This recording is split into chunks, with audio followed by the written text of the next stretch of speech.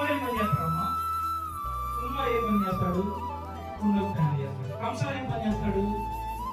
కంసాలి బంగారం పని చేస్తాడు. అదే ఇప్పుడు కూడా నీకు ఒక మట్టి చేయకుండా తీసుకొచ్చి నీ చేతిలో వేసాడు, ఏం చేస్తావు?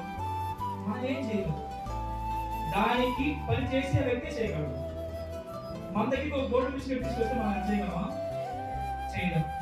అంటే ఇప్పుడు ఒక మట్టి ముద్దని కుమ్మరి చేతులు పెడితే చాలా అందంగా కుండలు తయారు చేస్తాడు. అదే కాకుండా విగ్రహాలు చెక్కే వ్యక్తి ఏం చేస్తాడు? దాన్ని చాలా కష్టించి శ్రమించి ఏం చేస్తాడు? ఒక విగ్రహంగా మార్చాడు. ఆ మట్టికి మట్టిగా ఉన్నప్పుడు విలువ ఉందా? విగ్రహంగా ఉన్నప్పుడు విలువ ఉందా? జాగ్రత్తగా ఉండండి. ఆ మట్టికి మట్టిగా ఉన్నప్పుడు విలువ ఉందా? విగ్రహముగా మారినప్పుడు విలువ ఉందా?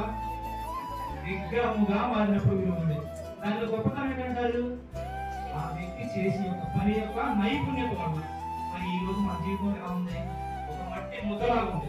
నిజం చెప్పండి, ఒక మట్టి ముద్దలాగా ఉంది. మరి ఆ మట్టి ముద్దని ఎవరి చేతులు పెడతాం? దేవుని చేతులు మనం గుర్తుపెట్టుకోండి. ఇప్పుడు మనం ఒక విలువైన పాత్రగా మార్చాలని దేవుడు అనుకున్నాడు. ఒక అర్హమైన పాత్రగా మార్చాలనుకున్నాడు. అర్హమైన పాత్రగా మార్చాలని ఆయన అనుకున్నప్పుడు మరి నువ్వు నీ హృదయాన్ని, నీ జీవితాన్ని ఆయన చేతుల్లో పెడితేనేగా ఆ విలువ వచ్చేది. అంటే నీకు విలువ రావాలంటే నువ్వేం చేయాలి? నీ దేవుని చేతిలో నీ హృదయాన్ని, నీ జీవితాన్ని, నీ కుటుంబం మొత్తాన్ని దేవుని పట్ల దృష్టి కలిగి జీవించినప్పుడు ఒక అర్హమైన పాత్రగా దేవుడు నిన్ను మార్చాలనుకున్నాడు.